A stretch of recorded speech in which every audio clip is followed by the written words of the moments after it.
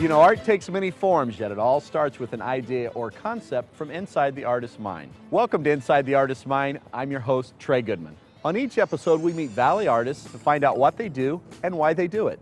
On today's show, we find out about multimedia artist Casey Jones. But before that, we caught up with music producer and sound engineer Jason Coleman. We found Jason in his West Valley recording studio, polishing the sounds of the band Corvus. Hey Trey, nice to see you. Great to see you. Thanks for coming on in. I love being here. I love this place. What are you guys Working on Corvus. So Jason Coleman, welcome to Inside the Artist's Mind. You own AAA recording studios, as your shirt says. You're a music producer, you're a sound engineer, and I know you've been involved in numerous bands. What got you started into music? Well, I think everybody loves music. I think that's just a given. Absolutely, for sure. Besides just the average love of music, my grandfather played piano, used to do the Phoenix College dances. He did? Yeah, he had his own band. It was Wow. called the Dean Pullins Band. And so a lot of music in the family. My sister played, my brother played, my mom played, you know, and we all took lessons as little kids. But what really got me going into the band thing, I think, was the 80s metal. Oh, yeah? I really loved that era. So were you playing it during that time, or? I was playing. I started learning at about the age of 14. And you were learning what instrument then? Guitar. Okay. I was learning guitar. I had already taken some piano lessons, but not enough to fluently play. Yeah. So I was going through some troubles as a teenager and was living in a halfway house, and the director said, "What do you want to do with your life?" And I said, "I want to rock," basically. And he said, "Hey, and he hooked me up with a guitar teacher, and a lot of the other kids played, so we all got to learn from each other, plus our teacher. So fast forward now, you're a music producer and a sound engineer, and you've been in numerous bands. I mean, what is all that about? What are you doing? What does a music producer do, for example? What's that? I guess there's all kinds of different music producers. You have a music producer maybe in the hip-hop world, someone that creates beats, or there's executive music producers, people that are putting in money. There's like a director type producer, someone that just knows everything kind of in general and puts the melodies and helps you develop different things. And then there's just producers that just kind of tell you, hey, that's sounding better, you know, depending on what level you're at. So when you hear the term producer, it's not really just one set thing. No, it's not. So you're a music producer. I am a music producer. I'm more of an engineer producer. So I don't actually get on your tracks and play, but I can translate some things to you from the guitar, my knowledge of the guitar or the bass. Now you mentioned you're an engineer, sound engineer. What does that mean?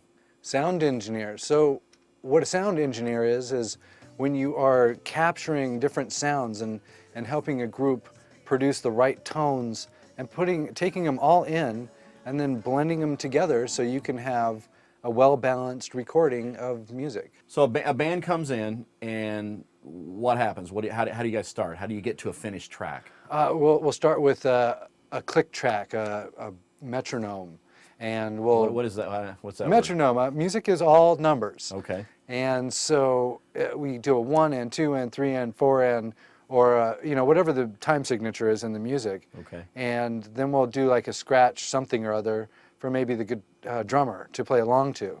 So we'll put down a scratch guitar, which is just something like, just play the guitar riff through. You don't have to be perfect, just play it through. We'll re-record it later. Drummer goes in there, we mic all the drums up, make sure everything's tuned up, then give him the mix and he records his stuff. Then we go and hook up the guitars and get different tones and record each guitar line individually.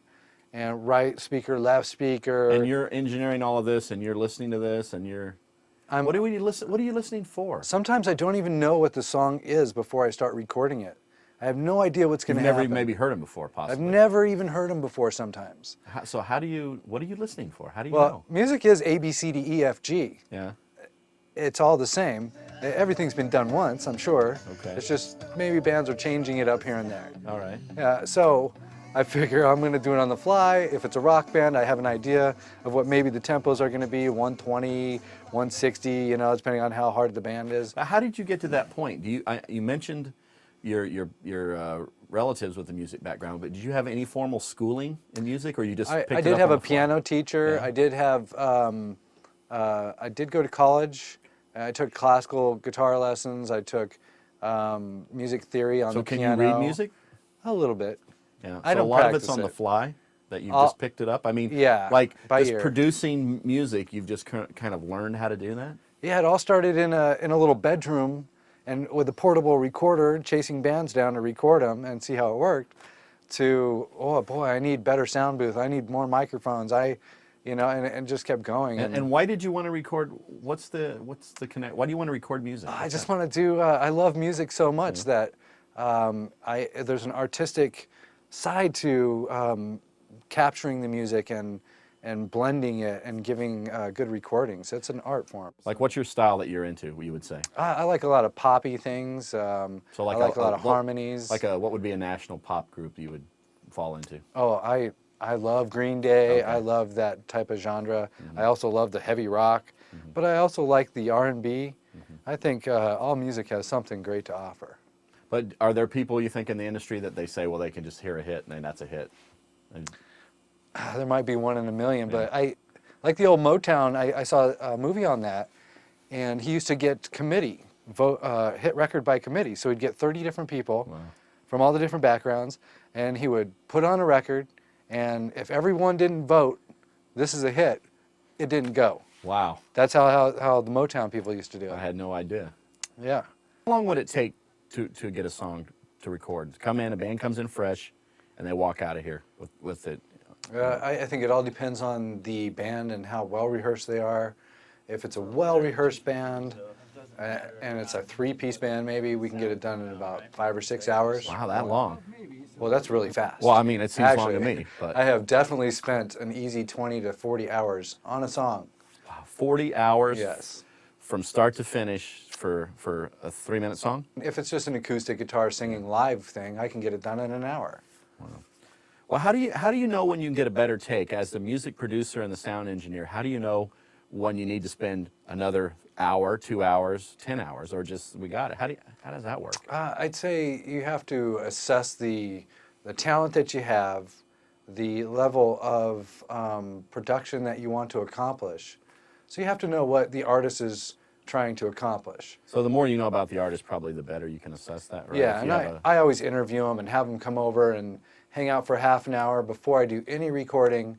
I want to know everybody before I meet them and kind of get, a comfortable feeling. Make them feel comfortable with me, make them understand the process. And you get a lot of people that this is their first time in, or a lot of Oh, yeah. I mean, so they're kind of all new to the whole. They just want to sing or something. Or Absolutely. how many?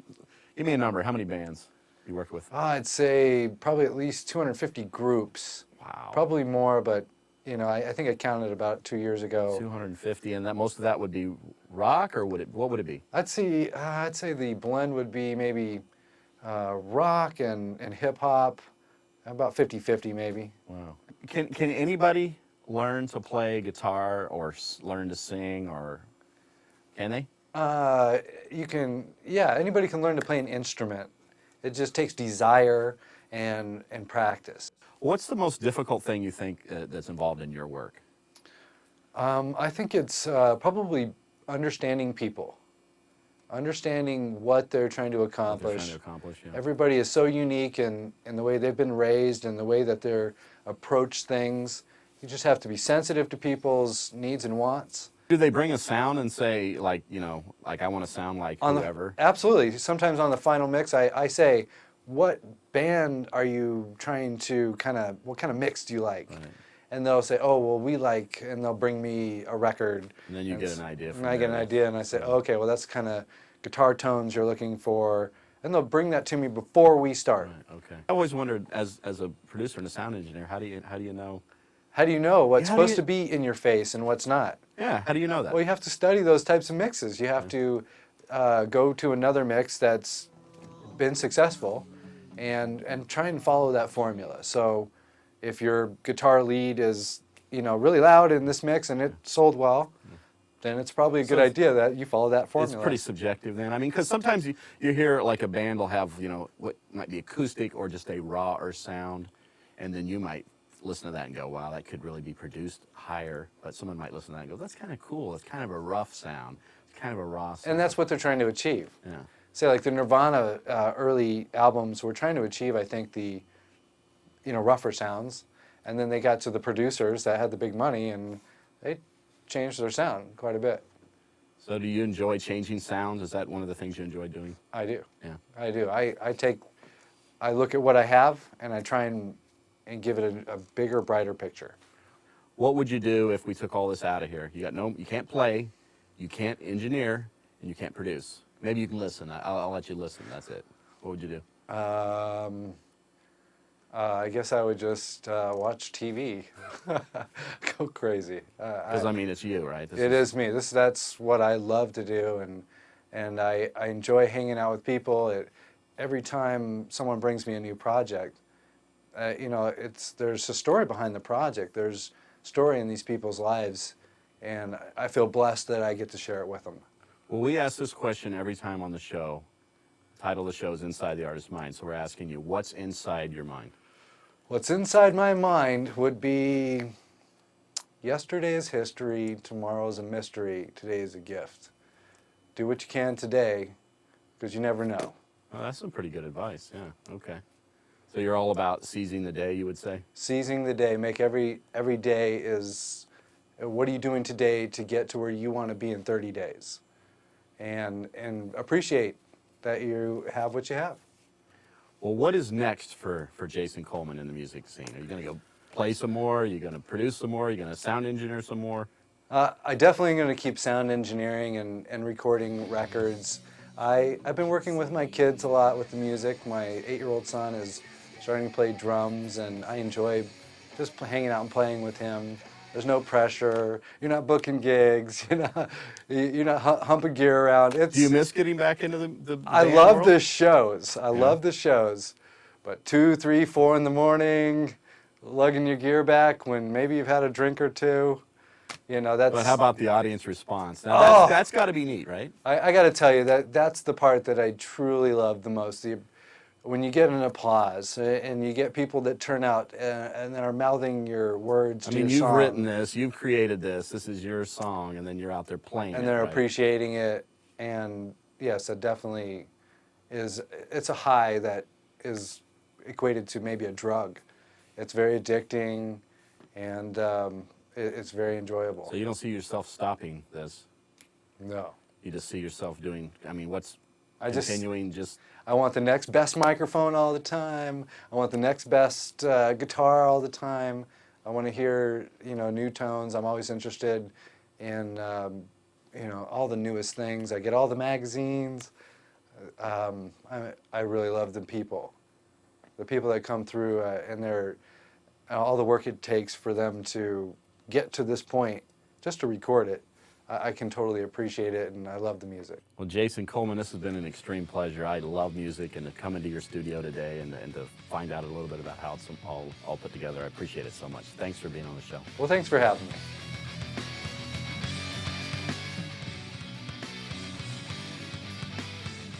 I didn't realize there was so much involved in producing music. When we come back, we're going to meet a very interesting multimedia artist. But first, a quick thanks to our sponsors. The magazine for your community. Community Brief Magazine is a proud sponsor of this episode of Inside the Artist's Mind.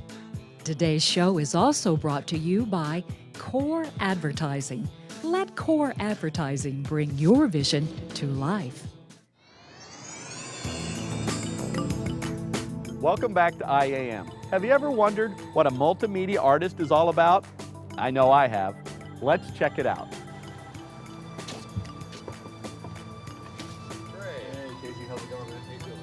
We found Casey hard at work at his Central Phoenix studio. Casey Jones, welcome to Inside the Artist's Mind today, and thanks so much for allowing us to come to your studio. This is really a cool place. Now you're a painter, but you're a lot more than that. What are all the arts that you're working in? I do, mainly the oil painting, but I do a lot of mixed media painting, sculpture, wire sculpture, getting into the sterling silver jewelry thing. doing the digital art. Recently got a gig doing the t-shirt design. Wow. So that's kind of new. That's fun. Drawing, tattoo design. Tattoos. Wow. Absolutely. I didn't know that. Wow. So, I mean, just a little bit of everything. I mean, that's got to be pretty creative for you. You've got a lot of resources to kind of go which direction you want to go. A lot of directions, yeah. How did you get involved in art? Was this from early on, or? Very early, yeah. When I was, very young, I got into art. I'd always do little drawings. There'd always be little pieces of paper around the house with little faces, and I'd run up to the parents and be proud of my little drawings, little faces, and my mom would always be yelling, wondering where the twist ties were. Oh, you're making stuff out of them? Oh yeah, absolutely. And rubber bands, straws. I used to take cassette tapes, and I would destroy those and make things out of those. Wow, cool. So half of my parents' cassette collection back in the early '80s was gone. So you've been doing art pretty much all your life then, Oh yeah. right? So it's obviously something you love, and it shows in your work. I mean, we're going to be looking at your work today as we talk, and it's pretty stunning, the paintings. And it's sort of a sci-fi, sort of fantasy style. What would you call it? I would say fantasy more than sci-fi, but it oftentimes looks sci-fi. It looks alien. I get that a lot. Like, what's with all the alien? I love color. I love to have lots of intense color in the painting. Do you pre-plan that, or how's that work? In the past, I haven't as much, so there's a lot of rework that goes on with, the paintings in the past. Now I'm trying to be more disciplined and do the drawings before and plan the work because it ends up being a better painting. Now, you work in so many different mediums, and how do you decide like which one you're going to be working in? When I get tired of one, I move to the next, and I bounce around quite a bit. I'll do the sculpture, and it's kind of tedious, so. It seems like it would be. Lots of twisting, lots to turn on the metal you're talking about, right? Absolutely. How long would a piece like that take to create? Like maybe one of the little men, maybe a week, sitting in front of the TV, twisting the wire, Yeah. So now the mixed media, I'm not sure I understand what mixed media means. Can you explain that? That can apply to paintings, sculpture. The paintings, you lay down a layer of paint, then you put some sand in there, or some paper, and just add all kinds of things into the painting. That would be mixed media. The sculptures are definitely mixed media because there's paper, there's wire, there's metal, there's glass, there's wood. Yeah. So where do your ideas originate from? I mean, are they external? You look at things, or internal, or? It's definitely internal, and I oftentimes don't know, where it's coming from. It just kind of comes out. And then later I'll look back, at a period of time in my life, and I'll look at some of the paintings or the sculptures, and it'll kind of click, what was going on at that time, and then it'll have a meaning for me at that point. Would you say there's a common thread throughout your work, and if so, what is that? Intensity, Yeah. energy, I think. Beyond that, I don't know. Casey, the art scene downtown is really happening with First Fridays and Roosevelt and Grand Avenue, and your studio is right in the heart of all that. So, I mean, how do you think that's going to affect the future of your work and your business? I love going to the First Fridays. I'm influenced by all the artists down there. Hopefully, this next year, I'm thinking about opening up the studio and having some traffic come in. Well, you're in the perfect spot for it. Yeah, that's what I'm thinking. So yeah. I really want to be more of a part of that whole scene. Well, how do you know when a piece of work is finished, whether it's the ring on your hand or one of your oil paintings or one of your wire works? When I stop obsessing about whatever it is I'm working on, that's when it's done, and not until. Well, I noticed you mentioned on your oil, you said, sometimes you'll rework something. And what do you mean by rework exactly? Well, if you lay down the paint, right, and then you realize that that's not the color you wanted, or that's not the texture, and you have to paint over it, that's not as easy with the sculpture. You can't really rework anything that you've done. So it's pretty much, once it's there, it's there. Now, with all the different mediums you're working in, how do you work just like one at a time, or you've got 2 or 3 going, or? Oftentimes I'll have, especially with the painting, I'll have several pieces, because with the oil paint, it takes a long time to dry. Right. And I might even switch over to sculpture. And same thing, you know, it's all about what I'm excited about at the moment. You know, I'll get an idea, I'll do maybe a form in the wire, and then set that down and jump to something else. And it'll sit there for a long time before I get back to it. But So at least it's there. The idea is there. What is the favorite part about being an artist to you? What is your favorite part about that? Just the fact that it's like a free ticket to be a weirdo. You know, it really is. It's. Can you have any extra tickets? I don't. But you know, you're welcome to go get some. So you really enjoy being an artist. I do. I think it's you know, the epitome of who I am. You know, I enjoy that. You know, it's what I identify myself as. Yeah.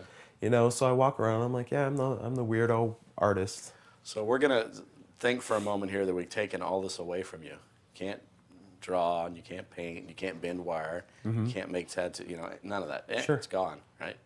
What would you do?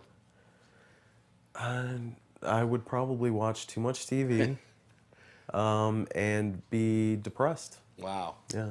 So you've got to be doing the art scene. Oh yeah, it's very relaxing for me. It's you know, if I've had something going on that's intense in my life, you know, I just go to the studio and I do some art and I feel better. It's therapy. Well, these words are yours from your bio. If I can just say this back to you and get a comment from you. You said, "My works are portraits of those that I am surrounded and influenced by. They are my hopes and my fears. They speak of my dark experiences. They speak of my happiness. They are my adversaries and allies. They are my dreams." Can you interpret that for us? It's every piece is just a little part of me, I guess, you know, and I take that and manifest that into reality, you know, and then I can sit and I can look and I can think about where it came from. Oftentimes I don't know where it came from, but you know, it's a timeline for me. Do you ever look back at some of your work and go, what was I thinking about? Almost every time. Really? Yeah. Yeah? Yeah. I don't know where the stuff comes from. Do you ever wonder what the next thing is going to be? Coming? I do, and I worry that if I'm not working enough, that you know, I might be missing something. You know, I might skip over something that would be there if I was working. So is there like a signal? It's almost like a transmission coming into your brain. You know what I mean? It's like you're picking it up. It's a feeling, I guess. Yeah. You know, a trigger. Yeah. Yeah. Yeah. And when you I get gotta that really- when you I gotta get stay in that tune, feeling, right? I work intensely, and sometimes I don't feel like, you know, doing anything. So there might be a period where you're not tuned in, and then just. Absolutely. There's lots of periods like that. Do you feel comfortable with people looking at your work? I've interviewed several artists, and sometimes they're not so comfortable with that. I in the past, when I was younger, Yeah. I wasn't apt to love, you know, people looking at the work, and was maybe a little standoffish about that whole staring and judging thing. But you know, these days I love to eavesdrop and hear, you know, what people say, you know, when they're I mean, you looking would at probably it. rather hear somebody love it or hate it than have no comment. Would that be a fair assessment? Absolutely. Yeah. Absolutely. So you really like to hear what they I have like say. to hear the criticism. I like to hear what people think. Yeah. Well, what is next for Casey Jones? You've done so much, but obviously you're very young, so. Oh wow, I don't know. I'd like to get more into the art scene. I'd like to open up the studio. I'd like to establish some kind of, you know, regular income with the art. Right. That would be probably my main goal, is to incorporate artwork into my vocation, my daily routine. You know, that would be the best thing. Do you create every day? Not every day. No. I joke around a lot, so I mean, that's creating, right? right. So I'm always trying to come up with the best new joke. Okay. But I mean, you don't come out in the studio as every. Not every day. Actually, after the last show, the Scottsdale Art Fest, I haven't been out here very much at all. Right. Just kind of kicking back and taking. Getting ready to gear up and start something new, yeah. We ask this question of everybody: the name of the show, Inside the Artist's Mind. So we want to know what's inside your mind. Wow. Tons of stuff. Lots of hopes, lots of aspirations, lots of goals. And then there's always that cuckoo clock that goes off. Cuckoo clock? Oh yeah. What is that? Just, you know, the craziness of it all. And that helps you create? Oh, absolutely. What if the cuckoo clock doesn't go off? Well, then I'm watching too much TV. You're a big fan of television? I love TV. What's your favorite show? Oh, wow. I love The Sopranos. What is that show with Does anything in television... those people in Utah? Big Love. Oh. Does anything in TV gives you ideas about your A lot of painting, or- movies. I watch a lot of movies. I like sci-fi movies. I like fantasy movies. Are you into comic books at all? No, I'm not. I wish I was. Because your work sort of looks like it could be like a fantasy or a sci-fi type It'd be awesome if it wasn't a comic book. Yeah, Maybe that'll be something you'll end up doing down the road. Who knows? that'd right? be nice. Yeah. I mean, that's kind of cool, huh? So for now, it's just when the clock cuckoos, you... When the cuckoo clock goes off, I'm out here working. Yeah.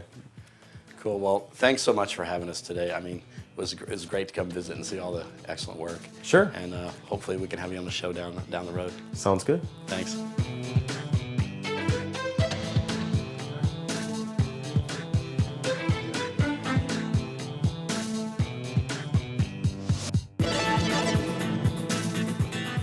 This program was made possible by Community Brief Magazine, supporting the arts in our community, and by Core Advertising, bringing your vision to life.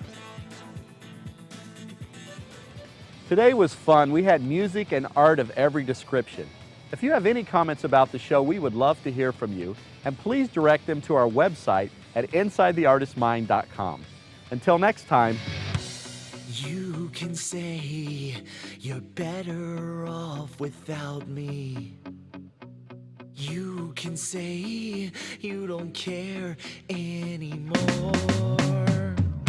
I know you're lying, it's no use hiding.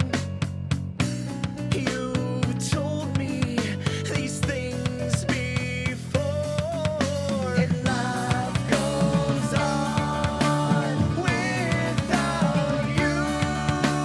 Searching for something, I just need a reason. If I'd open my eyes, I know that I'd see it.